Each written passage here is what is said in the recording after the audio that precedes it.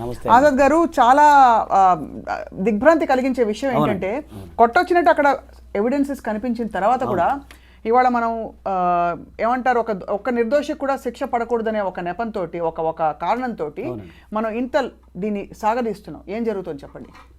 ఒకటండి, ఇది ఆగస్టు 9 నాడు జరిగిన ఆ రోజు నుంచి బయటపడిన విషయాలు ఏవైతే ఉన్నాయో రోజుకు ఒక కొత్త మలుపు తిరుగుతూ ఉంది. అవును. సో ఇక్కడ సంజయ్ అనే ఆయనకి అసలు ఎలాంటి సంబంధం లేదు అని చెప్పి ఈరోజు చెప్తా ఉన్నారు. కానీ ఆ రోజు ఏంటంటే సీసీ కెమెరాల్లో ఏదైతే అతనే ఉన్నాడు ఎక్కువ. ఇంకోటి ఏంటంటే అతను పోలీస్ కాదు, ఒక సివిక్ నేచర్ ఉన్న వ్యక్తి జనరల్గా. సో అతనికి అసలు యాక్చువల్గా హాస్పిటల్కి సంబంధాలు లేవు. అతను హాస్పిటల్లో రకరకాల పరిచయాలు పెంచుకుంటాం, అలాగే హాస్పిటల్లో బెడ్స్ అలాంటివి ఏదైతే ఉన్నాయో ఎవరికాలకి ఇప్పించడం, లేదా ఉద్యోగాలు ఇప్పిస్తానని చెప్పేసి ఒక రకమైన బెదిరింపు పాల్పడటం. ఇంకా ఫర్ ఎవర్ కైండ్ ఇన్ఫర్మేషన్ అంటే జనరల్ అందరూ తెలిసిందో లేదు, అతను దాదాపుగా అంతగా 3 టైమ్స్ మ్యారేజ్ అవ్వటం, ఒక ఆమె చనిపోవటం, ఇట్లా కొన్ని నేరప్రవితమైన వ్యవహారం ఉందండి అతనికి. ఓకే. అది సో అంటే అక్కడ ఒక జనరల్గా ఏంటంటే అక్కడ ఏంటంటే మామూలుగా మన ఇన్ఫార్మర్ లాగా అక్కడ కూడా సివిక్ పోలీస్ అనేది అపాయింట్ చేసుకుంటారు మామూలుగా బెంగాల్లో. అది ఒక సిస్టమ్ ఉంటుందండి. సో దాని ప్రకారం ఇతను ఆ పోలీసు పేర్లు చెప్పి అందరినీ భయభ్రాంతులకు గురి చేయటం, రకరకాలుగా వ్యవహరించడం కూడా జరుగుతూ ఉంది. సో ఇక్కడ మనం ఒకసారి అసలు కోణం ఆలోచిస్తే, అంటే జరిగిన సంఘటన అనేది ఒక పక్కన పెడితే అసలు ముందు దాంట్లో ఇతనికి ఎలాంటి రైట్ లేదు. ఇది హాస్పిటల్కి వెళ్ళటం చేయటం, అక్కడ ఎంత లీనియస్ వాళ్ళు ఇచ్చారనేది మనకు అర్థమవుతుందండి. అవును, అదొకటి. ఇప్పుడు మీరు అన్నట్టుగానే అతను పోలీసు కాదు కానీ సివిలియన్కి సంబంధించిన పోలీసు వారు. అవును. ఇక్కడ కూడా ఇప్పుడు ఈ రోజు మీరు అన్నట్టుగానే నాట్ గిల్టీ అని చెప్పటం, ఇవన్నీ చూస్తే అక్కడ ఏమైనా ఇంటరాక్షన్గా జరుగుతుందా అనేది మనం ఒకసారి అంటే జస్ట్ అనుమానం మాత్రమే. అవును. సో నేనేమంటున్నానంటే దీనికి సంబంధించి సిబిఐ ఎంక్వైరీ చేయాలని చెప్పేసి సిబిఐ దీని మీద ఇన్వెస్టిగేషన్ చేయాలని జరుగుతూ ఉంది. అది కనుక సిబిఐ కనుక దీన్ని టేకప్ చేస్తే దీన్ని ముందుకు తీసుకెళ్లే అవకాశం ఉంటుందని నా అభిప్రాయం, నా ఎక్స్పీరియన్స్ నేను చెప్తా ఉన్నాను. ఇక్కడ అంటే మరొక విషయం, ఇప్పుడు సర్కమ్స్టాన్షియల్ ఎవిడెన్స్ ప్రకారం ఒకరికంటే ఎక్కువ రేపిస్టులు ఉండి ఉండవచ్చని మనకి ఇంకా కూడా తావుందా ఆ ప్రశ్నకి? ఖచ్చితంగా మేడం. ఎందుకంటే ఆ అమ్మాయి యొక్క ప్రైవేట్ పార్ట్స్ ఏవైతే ఉన్నాయో, సో దాంట్లో కొన్ని ఏవైతే తీసుకుంటారు కదా సహజంగా తీసుకున్న, అలాగే ఎక్కువ సిమెన్ అనేది ఎక్కువ ఉంది దాంట్లో. అదే మెయిన్. అది రిపోర్ట్ ప్రకారం నిర్ధారణగా బయటకు వచ్చిందా, లేక ఊరికే ఊహాగానాలు అని కూడా మధ్యలో అన్నారు? లేదండి, ఇక్కడ ఎలా ఉంటుందంటే కొన్ని సందర్భాల్లో సుప్రీంకోర్టు ఈరోజు కొన్ని గైడ్లైన్స్ ఇచ్చింది. ఈ కేసులో అమ్మాయి పేరు కానీ ఆ అమ్మాయికి సంబంధించిన కొన్ని వివరాలు ఏవైతే ఉన్నాయో, అంటే ఇప్పుడు మనం పేరు పలకూడదు, రైట్. అలాగే ఆమె యొక్క ఫోటోని ఇప్పుడు ఆల్రెడీ తమ్మునేది అంతా పెట్టారు, సో అవి తీసేయమని చెప్పేసి. అవును. సో ఈ కొంత గైడ్లైన్స్ ఏవైతే ఉన్నాయో దాని ఉన్నాయి. సో నేను అనుకుంటాం ఏంటంటే మొన్న వచ్చిన రిపోర్ట్స్ ఏవైతే ఉన్నాయో ఆ ఫారెన్సిక్ సంబంధించి కొన్ని రిపోర్ట్స్ బయటకు వచ్చినాయి. వచ్చిన తర్వాత మళ్ళీ ఇప్పుడు రిస్ట్రిక్షన్ అవ్వడం వల్ల అది సీల్డ్ కవర్లో పెట్టి అది అంటే ఇన్ కెమెరా ప్రాసెస్లో జరుగుద్దని నేను అనుకుంటున్నాను. ఒకటి అంటే అదే రిపోర్ట్ని మళ్ళీ సబ్మిట్ చేయడం జరుగుతుంది అంటారు. అంటే రీపోస్ట్ మార్టం చేసినప్పుడు అంటే యాక్చువల్గా ఇప్పుడు కొత్త టెక్నాలజీ వచ్చేసింది కదా మేడం. జనరల్గా ఏంటంటే ఈ పోస్ట్ మార్టం చేసే సందర్భంలో కొన్ని ఎక్కడైతే ముఖ్యమైన అవయవాలు, ఆమె కన్ను బాగా దెబ్బతగిలిందని చెప్పేసి కొన్ని పార్ట్స్ ఏవైతే ఉన్నాయో, అలాగే కొన్ని ప్రైవేట్ పార్ట్స్, అలాగే కొన్ని ఏవైతే ఉన్నాయో అవన్నీ కూడా బ్లీడింగ్ అయిందని, అలాగే ఎడం చేయి ఏదైతే ఉందో అది ట్విస్ట్ అయిందని చెప్పేసి, ఇలా కొన్ని ఏవైతే మనం ఊహించుకున్నప్పుడు ఒక అమ్మాయి అనుకోండి, ఒక అబ్బాయితో ఆ పెనుగులాట వేరు ఉంటుంది. కామన్గా చూడంగానే సీన్ ఆఫ్ అఫెన్స్ మనకు అర్థమైపోతుంది. ఆ వీడియో ఏదైతే ఉందో అక్కడ జరిగిన సంఘటన చూస్తే ఒక్కరికంటే ఎక్కువ ఉన్నారు అనే ఉద్దేశం అనేది కనబడతా ఉంది మామూలుగా. అంటే ఆ అమ్మాయికి లేకపోతే అంత హింసాత్మకమైన ఒక పరిస్థితి తెచ్చుకునే అవకాశం లేదంటారు. కనబడుతుంది కదా మేడం, సీన్ ఆఫ్ అఫెన్స్ కనబడతా ఉంది. అది చూసాము మన బ్లడ్ టెస్ట్ స్ట్రెయిన్స్ కానీ అవన్నీ కూడా. అందులో బీయింగ్ ఏ డాక్టర్ కదా మేడం, ఆమెకు తెలుసు కదా ఇప్పుడు ఏదైనా సంఘటన జరిగినప్పుడు ఎలా రక్షించుకోవాలి ఏంటి అనేది. సో నేనేమనుకుంటున్నానంటే ఆమె ఒంటరిగా నివసిస్తున్న సమయంలో ఏదైనా కొంతమంది కావాలని ప్లాన్ చేసేసి అలాగే ఆమె పైన అట్లా చేసి ఉండొచ్చేమో అంటే ఇన్వెస్టిగేషన్ తేలుతుంది జనరల్గా. అంటే ఆ సీన్ ఆఫ్ అఫెన్స్ మనం చూసిన మీడియాలో వచ్చిన కథనాలు బట్టి ఆ యొక్క పిక్చర్స్ చూస్తే అలా అనిపిస్తుంది మనకి. ఇప్పుడు సంజయ్ రాయ్ ఒకవేళ తను దోషి కానని చెప్పినంత మాత్రాన అది అంటే ఇక్కడ సీన్ ఆఫ్ అఫెన్స్ లో ఉన్న ఎవిడెన్సెస్ తో పాటు అతనే చెప్పుకున్నది ఫస్ట్ టైం పోలీసులు తీసుకెళ్ళినప్పుడు అరెస్ట్ చేసుకోండి అని చెప్పి. అవునండి. అది అంటే ఇవన్నీ చూసి తర్వాత మరి ఇతను చెప్తున్నాడంటే ఇంకా అబద్ధాలు చెప్తున్నట్టు ఎస్టాబ్లిష్ అయిపోతుంది కోర్టు ముందు. అవునండి. సో మరి అది మరింత చేటు అతనికి ఎందుకు అలా చెప్పుకుంటారు మామూలుగా దోషులు? మేడం ఇప్పుడు ఏమంటారంటే మామూలుగా పరిభాషలో చెప్తున్నా, మళ్ళీ కొంతమంది భయపడద్దు బాధపడద్దు. ఎందుకంటే మామూలుగా లా పరిభాష ఏమవుద్దంటే accused is innocent until proven guilty. అది అందరికీ తెలిసిన విషయం. అంటే కామన్ మ్యాన్కి కొంచెం అదేంటి ఎలా అంటున్నాడు అనుకుంటారు, కానీ అక్యూజ్డ్ అనే వ్యక్తే అతను. సో ఇప్పుడు అంటే అక్కడ సంజయ్ రాయ్ మీద దృష్టి పెట్టడానికి ప్రధాన కారణం ఏంటంటే ఏదైతే ఇయర్ ఫోన్స్కి సంబంధించినవి కనపడింది, ఆ సీసీ కెమెరాలో అతను ముందుకు వెళ్ళాడు, తర్వాత లేదనేది మనకు తెలిసిన విషయం. సో జనరల్గా ఏంటంటే ఇన్వెస్టిగేషన్ ఏం తేలుతుంది, మెయిన్ ఫోరెన్సిక్ ల్యాబొరేటరీ సంబంధించిన ఇన్వెస్టిగేషన్ అది చాలా ముఖ్యం అండి. అలాగే సిసిఎంబి వాళ్ళు ఇచ్చే ఇన్వెస్టిగేషను, ఎందుకంటే ఎవరైతే అత్యాచారం చేసిన వ్యక్తి అతని యొక్క సంబంధించిన సీమెన్ కానీ అతని యొక్క వెంట్రుకలు కానీ లేదు ఈ కొన్ని సందర్భాల్లో అత్యాచారాల సంబంధించిన బాధితురాలు కొన్ని సందర్భాల్లో పెనుగులాడుతుంది కదా, గోళ్ళలో ఎవిడెన్స్ కానీ పెనుగులాటలో కానీ అలాగే బట్టలకు సంబంధించి ఇవన్నీ ఉంటాయి కదా మేడం. సో అవన్నీ ఎప్పుడైతే టాలీ అవుతాయి అది మీకు లీగల్గా వస్తుంది, ఎస్టాబ్లిష్మెంట్ అవుతుంది. అవును, కామన్గా ఇప్పుడు అతను ఇయర్బడ్స్ లేవు, సీసీ కెమెరా వెళ్ళి వచ్చాడు వెనక్కి వచ్చాడు అనేది ఒక ఎస్టాబ్లిష్మెంట్ అయితే అతను నేరం చేశాడా లేదా అనేది ఎప్పుడు ఎస్టాబ్లిష్మెంట్ అవుతుంది అంటే అంటే వాళ్ళు చెప్పిన జనరల్ సర్కమ్స్టాన్సెస్ ఎవిడెన్స్ ఏంటి, సీసీ కెమెరాలో అతను వెళ్ళటమే రావడం తెలిసింది. సో ఇతను చేశాడని గ్యారంటీ అనేది ఆ సీసీ కెమెరాలో నిర్ధారణ కాదు కదా, నిర్ధారణ కాదు. కానీ లోపల ఏం జరుగుతుందంటే ఇప్పుడు ఫోరెన్సిక్ రిపోర్ట్స్ లో వచ్చిన గోళ్లలో వచ్చిన డిఎన్ఏ మ్యాచ్ కావడం ఇవన్నీ కూడా ఒకవైపు.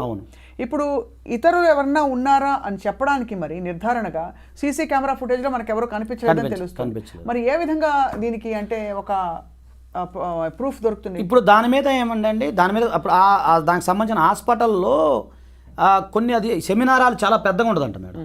సార్ అలాగే దానికి సంబంధించిన వేరే డోర్స్ కూడా ఉంటాయంట మామూలుగా. సో అదొకటి. అలాగే తర్వాత దానికి సంబంధించిన ఏదైనా జరిగినా సెమినార్కి సంబంధించిన ఏదైనా ఉంటే కూడా ఎక్కువ అక్కడ రెస్ట్ తీసుకుంటారంట. అలాగే అక్కడ సంబంధించిన టాయిలెట్స్ కానీ ఇప్పుడు బాత్రూములు కానీ అవన్నీ కూడా దూరంగా ఉంటాయంట. ఇప్పుడు అంటే ఈ సంఘటన జరిగినప్పుడు అంటే మీకు గుర్తుంది లేదో మన సత్యంబాబు కేసు విషయంలో గతంలో మీకు ఐడియా ఉంది కదా మేడం, సత్యంబాబు కేసులో మనం డిస్కస్ చేసుకున్నాం.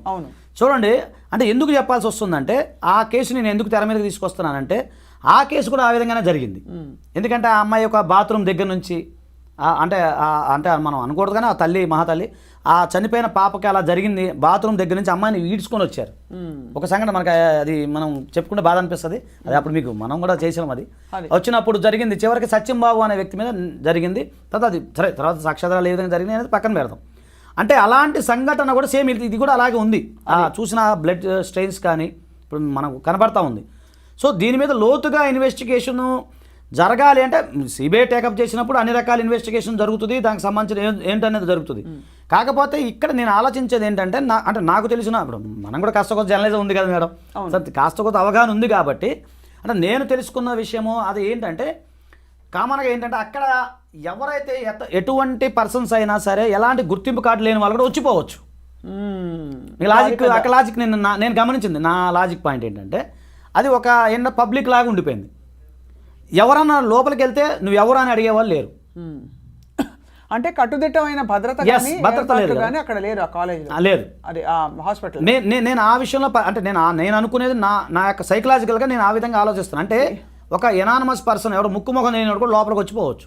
సో మీరు అనేది ఏంటంటే అనేక ద్వారాలు ఉన్నందున ఆ సెమినార్ హాల్కి అనేక ఎంట్రన్సెస్ ఉండడం వల్ల ఈ ఒక్క సీసీ ఫుటేజ్లో ఉండకపోవడం అనేది బేసిస్ కాకూడదు అంటారు. కాకపోవచ్చు ప్లస్ అంటే ప్రూవ్ చేయడానికి ఇతరులు ఉన్నారా అని చెప్పి అంతే కదా. ప్లస్ ప్రైమా ఫేసి చూస్తే ఒక మనిషితో పెనుగులాట కాదు, ఇంకా ఒక మనిషి కంటే ఎక్కువ ఉన్నట్టుగా అనిపిస్తోంది. ఎందుకంటే కిరాతకంగా అమ్మాయిని హత్య చేసిన ఘోరంగా కనిపిస్తోంది నిజంగా ఆ విధమైన. ఇప్పుడు ఒకటి స్వప్న గారు, ఇప్పుడు ఇక్కడ ఆలోచించాల్సింది ఏంటంటే అది ఒక మీరు కట్టుదిట్టమైన భద్రత లేదు ఒక పాయింట్. రెండోది ఇప్పుడు చెప్పిన ఎవరైతే సరే అతను నిందితుడిగానే మనం మాట్లాడుకుందాం, సరే అది కల్ప్రిట్ అదే సెకండ్ థింగ్. అంతే కదా మేడం. మనం ఒక అతను నిందితుడు లేదా నేరారోపణ చేసిన వ్యక్తి అనుకుందాం, అతనికి అసలు హాస్పిటల్కి సంబంధం లేదు. ఎందుకున్నాడు అక్కడ అతను ఇదే కదా అంతకుముందు కూడా వచ్చిపోవటాలు, సంబంధించిన పేషెంట్తో మాట్లాడతాలు, ఇతను రికమెండ్ చేసి కొంతమంది జాయిన్ చేయించడాలు, ఒక తెలియకుండా ఒక ప్రైవేట్గా ఆయన ఒక నడపడం జరిగింది.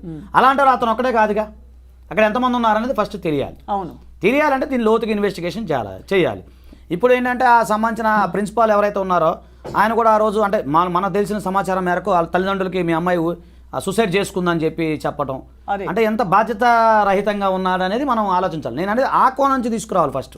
డెఫినెట్గా. అండ్ ఇక్కడ మాజీ ప్రిన్సిపల్ ఇన్వాల్వ్మెంట్ గురించి కూడా కొంత మాట్లాడుతున్నారు. అది ఊహాగానాలు, ఆయన ఊహాగానం అంటే ఊహాగానమైనా ఆయన పాత్ర ఏముందని ఏముందని అనుకుంటున్నారు. ఇప్పుడు అదేనండి, ఇప్పుడు జనరల్గా ఏమవుతుందంటే మేడం మొన్నటిదాకా ఇప్పుడు జనరల్గా ప్రిన్సిపాల్ అనే వాళ్ళ కాలేజ్ మీద పట్టు ఉంటుంది, వెళ్ళిపోయిన తర్వాత కూడా వాళ్ళ యొక్క పట్టుని వాళ్ళకి కొంతమంది జనరల్గా అన్ని చోట్ల జరిగేది అది వాళ్ళకి సంబంధించిన అనుచరులు సహచరులు ఎవరో కొలీగ్సో ఇంకా వాళ్ళ మీద పట్టు సాధించడం కోసం అలా కొంత అతను చేసే అవకాశాలు ఉంటాయి. నేనేమంటున్నానంటే ఇప్పుడు ఫస్ట్ ప్రజెంట్ ప్రిన్సిపాల్ అయినా గతంలో చేసిన వాళ్ళు అయినా కూడా ఇదంతా బాధ్యత రాహిత్యమే.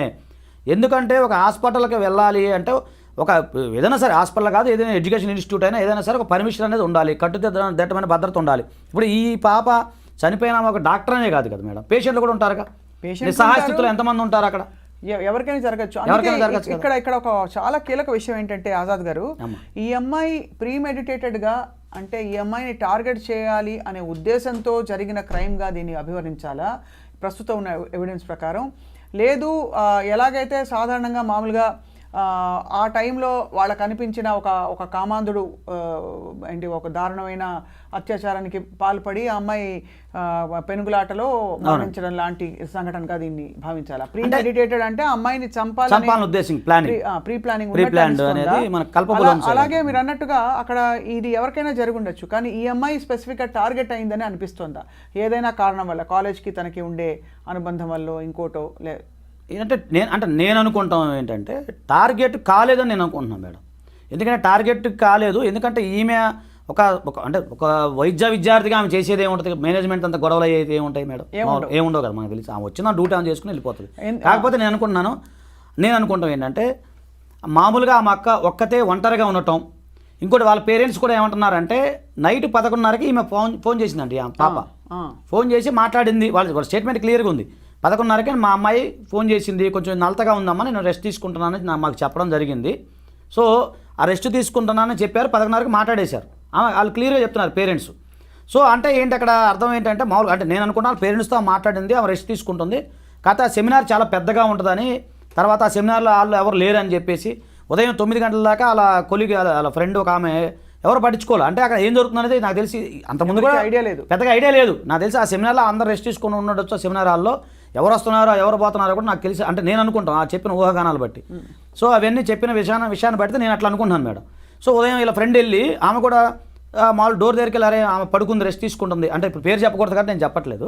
ఆ XYZ అమ్మాయి పడుకుంది, ఆమె మనం డిస్టర్బ్ చేయకూడదని చెప్పి మళ్ళీ వెనక్కి వచ్చిందంట. ఆమె వెనక్కి వచ్చింది, వాళ్ళ ఫ్రెండ్, వాళ్ళ క్లోజ్ ఫ్రెండ్ ఒక ఆమె, పడుకుందిలే పాప నైట్ డ్యూటీ చేసినట్టుంది నైట్ అని చెప్పి. అంటే ఏంటి అర్థం ఏంటంటే అది అక్కడ రెస్ట్ రూమ్గా అందరూ వాడుకుంటున్నారని మనకు క్లియర్ అర్థమవుతుంది. సో ఈ సదరు నిందితుడు దోషో వాట్ ఎవర్ నిందితుడు ఈ సంజయ్ రాయ్ అనే వ్యక్తికి ఫలానా టైంకి వెళ్ళి అక్కడ రెస్ట్ తీసుకునే ఒక అలవాటు ఉంది అనే ఒక ఇన్ఫర్మేషన్ అయితే ఉంది. అవునండి, ఇప్పుడు సీసీ కెమెరా బట్టి మనకు అర్థమవుతుంది. అదే సో దాన్ని బట్టే అలా మనం చేసుకోవాలి. ఇక ఫోరెన్సిక్ సంబంధించినవి ఏ డాక్యుమెంట్ వస్తాయి ఏంటి అనేది ఇంకా ఇన్వెస్టిగేషన్ చాలా గోయింగ్ ఆన్ కాబట్టి, అంటే మనం కూడా మేడం దీని మీద మనం ఎన్నో చేసాం. ఇప్పుడు నిర్భయ ఘటనలో మనం గట్టిగా పోరాడడం తెలియదేం కాదు, కానీ ఏ ఘటన జరిగినా బాధ అనిపిస్తుందండి. బాధ కాదు అంటే ఒక విధమైన చట్టానికి అసలు భయపడని, ఎందుకంటే నిర్భయ ఇన్సిడెంట్ తర్వాత చట్టాలు వచ్చాయి, చట్టాలు బాగా కట్టుదిట్టం అయ్యాయి. అయినప్పటికీ కూడా ఇవాళ ఒక సంఘటన ఒకటి కాదు 100 జరిగాయి ఇలాంటివి. కొన్ని బయటకు వచ్చాయి, కొన్ని సంచలనాలు అయ్యాయి, కొన్ని మామూలుగా పాస్ ఆఫ్ అయిపోతున్నాయి. ఏంటి అర్థం అంటే ఇప్పుడు ఒక దోషి లేదా నిందితుడికి ఏదో జరిగిపోతుంది, నా లైఫ్ డిస్ట్రాయ్ అయిపోతుంది, చట్టం నా మీద చర్యలు తీసుకుంటుంది అనే ఒక మెసేజ్ వెళ్ళలేదు మేడం. ఒకటి ఏంటంటే BNS చట్టం కూడా వచ్చింది మేడం, అది కూడా నేను చూశాను. దాంట్లో కూడా చాలా కఠినంగా ఉందండి. ఇప్పుడు 63 కానీ ఏదైతే BNS సెక్షన్ మారిపోయినాయి కదా ఇప్పుడు. సో దాంట్లో కూడా యావజ్జీవ కారాగార శిక్ష ఉంది దీనికి సంబంధించి, అలాగే క్యాపిటల్ పనిష్మెంట్ ఉంది. సో ఇన్నున్నా కూడా వాళ్ళకి భయం అనేది లేదు అనేది నేను అనుకుంటున్నాను. ఫస్ట్ అసలు ఈ సంజయ్ రాయ్ అనే వ్యక్తి అరెస్ట్ అంటే అతను అదుపులోకి తీసుకున్న వెంటనే అతను చాలా నిర్లక్ష్యంగా, అంటే అతను ఆల్రెడీ పోలీసుల గురించి అవగాహన ఉన్న వ్యక్తి కదా మేడం, మామూలుగా జనరల్గా మనం చూసిన దాన్ని బట్టి చూస్తే. అలాగే సివిక్ పోలీస్ అతను, సో అతనికి పరిచయాలు ఉన్నాయి, అవి ఉన్నాయి. నేను చేయలేదని అతను బుకాయిస్తూ ఉన్నాడు మరి అతను.